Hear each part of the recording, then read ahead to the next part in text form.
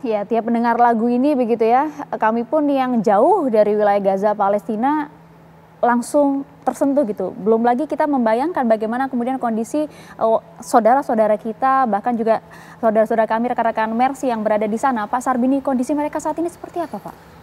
Sana di Gaza itu tinggal satu orang, Mbak, namanya Mbak Marisa sebagai LO. Dan insya Allah sekitar tanggal 23 kita akan memberangkatkan 6 orang tim dokter ke Gaza. Nah, kita di Mercy ini, Mbak, tetap komit yang tinggi bahwa kita akan berotasi dokter di bawah payung WHO dari MT 1 sampai MT 6. Nah, sekarang tanggal 23 ini akan berangkat di MT 7. Jadi sekitar hampir 50 orang dokter dan perawat yang kita kirim ke Gaza. Ini merupakan bagian dari komitmen kita untuk membantu warga Gaza yang memiliki kesulitan. Walaupun sudah ada perjanjian sementara, kita nggak bilang perumahan, Mbak, sementara. Betul, sementara.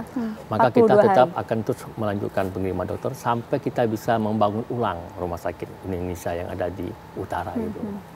Mbak Marisa dan kawan-kawan, saat ini kondisi seperti apa? Belum kan kita lihat kemarin Israel masih begitu membombardir wilayah Gaza, meskipun jelang gencatan senjata, Pak Sarbini. Ya.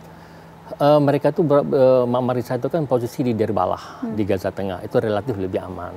Jadi prinsip medis gini, Pak, kita menempatkan relawan kita itu di tempat-tempat yang relatif aman, relatif, Mbak, ya, untuk bisa beraktivitas kemanusiaan di situ. Oleh sebab itu teman-teman kan diusir dari Kaman Udwan yang Dr. Husam yang ditangkap itu, maka diusir untuk kembali ke tengah.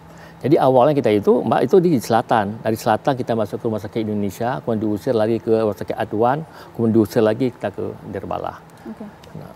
Tapi kalau misalnya lihat teman-teman Mercy ini kan, mereka yang betul-betul berada di lapangan ya, kondisi yang kemudian bisa digambarkan saat ini di sana seperti apa, Pak Sarbini? Sangat gimana ya, artinya sangat menyentuh kemanusiaan kita, Mbak. Jadi bagaimana mereka serba kurang ya, makanan kurang, kemudian obat-obatan, terutama obat-obatan yang sangat kurang ya. Tadi sama Mas Fizaru saya jelasin bagaimana misalnya dokter kita itu harus menjahit, mengheting orang itu tanpa pakai obat bius, misalnya hal sederhana ya. Kemudian bagaimana misalnya ada orang luka-luka yang lain agak susah untuk ditangani. Jadi hal-hal yang sangat primer sekalipun di sana tidak ada, Mbak. Jadi rumah sakit sana pada kolaps semua. Itu nggak ada rumah sakit yang berfungsi. Rumah sakit di Indonesia pun yang masih berfungsi, itu berfungsi kita 5%. 5%. Jadi tidak memenuhi standar rumah sakit yang normal. Gitu. Tapi ini kan dokter-dokter di sana itu kan mereka bertahan ya. Bertahan dengan segala kekuatan mereka, dengan kemampuan mereka. Dan mereka kerja profesional, tidak meninggalkan warga Gaza Utara, terutama Utara ya. Jadi Mas sekarang itu memang rumah sakit Indonesia khususnya di Utara ini kan menjadi andalan ya. Andalan ya.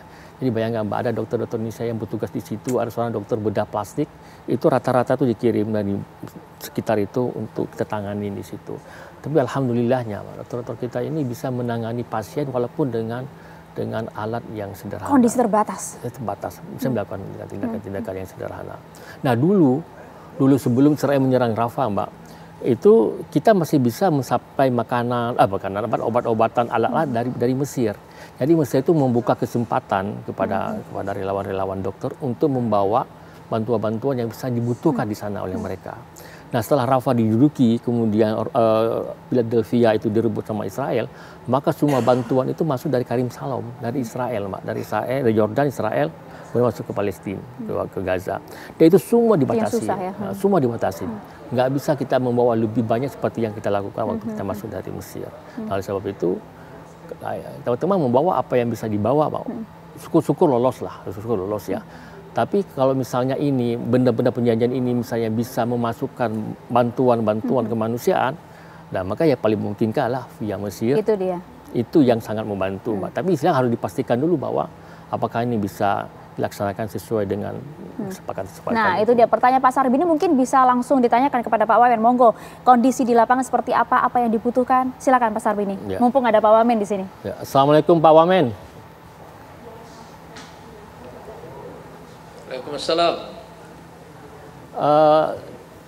Kami meminta bantuan dalam konteks ini, bukan cuma Mercy, tapi ini saya mewakili rakyat Indonesia, bahwa kendala bantuan-bantuan dari semua negara termasuk Indonesia adalah ketika kita memasukkan bantuan itu melalui Mesir. Jadi bantuan-bantuan kita ini tertahan tuh di Mesir karena Mesir punya satu peraturan bahwa bantuan untuk ke Gaza ini bukan sesuatu hal yang mudah. Dan untuk Pak Wamen ketahui bahwa Mercy ini masuk ke Gaza di Pak Wamen, ini bukan di bawah apa namanya, di bawah Kemlu, tapi kita di bawah WHO. Kenapa? Karena memang pada awal-awal kita berusaha untuk masuk ke Gaza ini mengalami sangat susah, sangat sulit, maka kita berkolaborasi dengan WHO.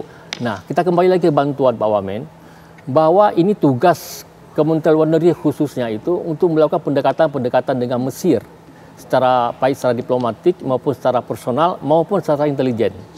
Kenapa kami katakan demikian Pak Wamen? Karena apabila ini kita mampu, Indonesia tidak mampu untuk meyakinkan Mesir, maka bantuan-bantuan kita ini akan kesulitan. Dan itu kami alami sejak lama Pak Wamen. Sampai saat ini? Sampai saat ini. Okay. Nah, artinya bantuan dari Indonesia tertahan semua di Mesir. Dan di sini kita tidak punya kemampuan untuk bisa melakukan lebih karena kita adalah bukan bagian dari pemerintah. Makanya saya pikir ini kesempatan buat kami untuk bisa menyampaikan keluhan ini kepada Pak Wamen agar Pak Wamen bisa melakukan pendekatan-pendekatan dengan pihak terkait di Mesir agar diberikan akses bantuan-bantuan rakyat Indonesia untuk bisa masuk ke Gaza dan ini bisa bermanfaat bagi warga Gaza. Iya. Karena demikian Pak Wamen permintaan kami. Iya. Izin Pak Wamen silahkan ditanggapi, monggo. Saya kira ini keluhan bagi hampir semua organisasi charity internasional ya, yang membawa bantuan ke sana melalui dua jalur, satu jalur Mesir dan satu lagi jalur Jordan ya. Ini ada semua mengeluhkan kendala teknis dalam hal ini, dan kita di Indonesia pertama melalui jalur multilateral. Misalnya kemarin melalui OKI dan Presiden sendiri, Presiden Prabowo melalui D8 kemarin dan juga melalui jalur bilateral waktu Presiden bertemu dengan Presiden Sisi karena ini salah satu tujuannya untuk penyaluran bantuan. Tapi karena Mesir juga merupakan penjamin dan mediator dalam gencatan senjata ini bersama Qatar dan Amerika Serikat, saya kira Mesir sekarang mempunyai kewajiban untuk membuka koridor kemanusiaan ini untuk penyaluran bantuan kemanusiaan itu. Karena itu kita mulai akan mengkoordinasikan insya Allah semua penyaluran bantuan ini termasuk Mercy nanti dan teman-teman dari yang lainnya.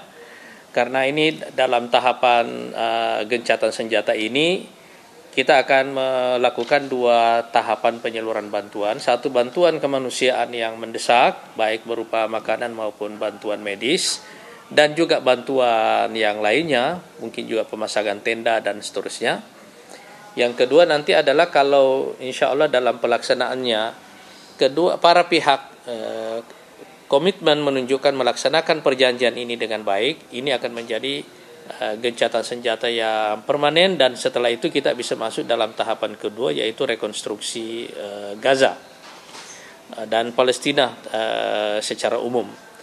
Jadi pada tahapan sekarang ini setelah gencatan senjata, pemerintah Mesir mempunyai kewajiban sebagai juga penjamin dan juga sebagai mediator dalam gencatan senjata ini untuk membantu proses penyaluran bantuan tersebut.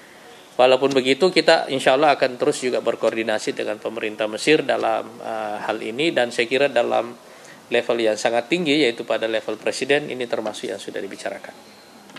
Itu juga menjadi fokus ternyata dari pemerintah kita tunggu nanti bagaimana proses komunikasi ini berlangsung Pak Sarbini. Tapi begini Pak Pizarro, kita tahu betul bahwa sejarah panjang dari Israel yang punya sejarah buruk dalam mentaati perjanjian maupun juga gencatan senjata sebelumnya. Kita sebut juga kemudian resolusi PBB yang berkali-kali kemudian diabaikan begitu saja oleh Israel. Bagaimana kemudian kita bisa melihat memastikan bahwa dalam gencatan sementara saat ini 42 hari ini Israel betul-betul taat dan juga menjalankan perjanjian tersebut, Pak Pizarro? Iya. Ya, ini yang menarik Mbak Maria ya. Kalau kita melihat statement dari Netanyahu, ini tidak ada sebenarnya itikat dia untuk benar-benar mengakhiri genosida yang terjadi di Gaza. Ya, kalau kita lihat saja statement terakhir Netanyahu, dia mengatakan ini hanyalah gencatan senjata sementara dan kita punya hak. Bahasa dia mengatakan kami punya hak untuk kembali menyerang Gaza seperti itu. Jadi dari kalimat ini saja, ini kan menjadi bersayap. Dan kita patut bertanya dan menguji sejauh mana sebenarnya komitmen Netanyahu untuk mematuhi gencatan senjata. Kalau kita lihat dari butir-butir yang ada sekalipun ya, ini kan juga tidak benar-benar bisa menjamin. Misalkan siapa yang memberi sanksi Israel ketika dia melakukan pelanggaran gencatan senjata? Itu dia tadi pertanyaan Pak Wamen. Iya, Mesir, Qatar, Amerika itu kan penjamin. Dia bukan pihak yang nanti bisa melakukan hukuman secara langsung. Dan berkali-kali kan upaya untuk menghukum Israel itu selalu ditolak. Dan juga bahkan didukung oleh Amerika Serikat. Pertanyaan kedua Mbak Maria, apakah dan juga sejauh mana endurance-nya Trump untuk bisa menekan Netanyahu, memastikan tidak ada lagi upaya kekerasan dan pembantaian dan genosida yang dilakukan. Kita masih ingat ya, Dr. Sarbini ya, Pak Wamen, ketika terjadi genosida Gaza pada 2024, Israel itu kan justru yang mendorong masyarakat Gaza Utara meninggalkan rumahnya, bergeser ke Gaza Tengah sebagai tempat yang aman, tetapi di tengah perjalanan kan ditembaki oleh penjajah Zionis. Lalu di Gaza Tengah pun juga sama. Oke, kalian sekarang mundur masuk ke Rafah di perbatasan, itu tempat yang safe bagi Anda. Yang terjadi, pembantaian masih terus dilakukan. Nah, kalau kita melihat nomenklatur legasinya penjajah Zionis, ini kita pun juga tidak kita menyambut baik genosida yang berlangsung sekarang yang sementara dihentikan, tetapi kita juga tidak punya harapan yang begitu besar kalau melihat track record Netanyahu selama ini untuk dia menaati peraturan. Jangankan itu ya, sekarang teksnya aja itu kan dia beda nih. Dia mengatakan kami akan memperkuat di fase pertama ini pasukan-pasukan kami di koridor Philadelphia, itu yang berbatasan dengan Mesir. Padahal bunyi teks gencatan senjatanya ialah pasukan Israel akan ditarik dari koridor Philadelphia. Ini dikatakan hari ini. Ya, dikatakan hari ini. Makanya saya tidak aneh, bahkan jelang menit-menit terakhir gencatan senjata, itu masih terjadi pembunuhan yang dilakukan oleh Israel. Serangan yang mengakibatkan ada 8 saudara-saudara kita di Gaza itu meninggal dunia. Padahal ini di detik-detik terakhir. Ya dia bikin alasan aja, wah Hamas ini mencoba mengotak-ngatik lah di menit terakhir. Padahal kan itu tidak terjadi. Nah, dengan segala macam bukti-bukti ini, saya kok menjadi sangat, kita optimis, ya? Tetapi kita juga kita tetap harus waspada bahwa di tengah jalan, ya Israel ini akan melakukan upaya-upaya perlawanan kembali. Apalagi ini cuma 42 hari. Kita nggak bisa menjamin apakah fase kedua, ketiga itu akan terjadi. Karena di fase pertama ini aja, ini tarik ulurnya luar biasa. Harusnya hari sampai detik-detik terakhir. Detik terakhir, tadinya Jumat, diundur Sabtu, ditunda lagi, diundur Ahad. Ahad katanya jam 8.30, diundur lagi jam 11. Ini di fase pertama loh Mbak Maria. Kita belum bicara second phase atau fase ketiga. Yang apalagi di fase ketiga itu ada klausul misalkan mencabut blokade Gaza. Gitu ya, sampai sekarang kan yang terjadi mitra-mitra koalisi dia itu kan nggak pernah punya pikiran untuk mencabut blokade Gaza. Menq-nya Israel Bezalel Smotrich jangankan mencabut blokade Gaza, dia mengatakan kami ingin menjajah seluruh wilayah Palestina. Nah, apakah itu kemudian mengendur pernyataan seperti itu? Enggak ya, dia memang mengkritik gencatan senjata ya, tetapi pernyataan-pernyataan itu kan masih terus liar dikemukakan oleh Bezalel Smotrich, dan kemudian apa yang dilakukan Netanyahu, menghukumnya, mengeluarkan dari kabinet kan enggak, karena dia juga butuh mitra koalisi ekstremis ini untuk menopang kekuasaan dia. Karena kan dia menang sangat tipis Mbak Maria. Dia hanya menang 68 dari syarat 60. Kalau partai mitra koalisinya dia, Partai Kekuatan Yahudi dan Partai Zionisme Religius ini kemudian sepakat dia keluar. Yang sekarang kan yang terbaru nih Ben Gvir dari Partai Kekuatan Yahudi ya. Dia udah mencabut dukungan. Kursi dia 6, tinggal 62.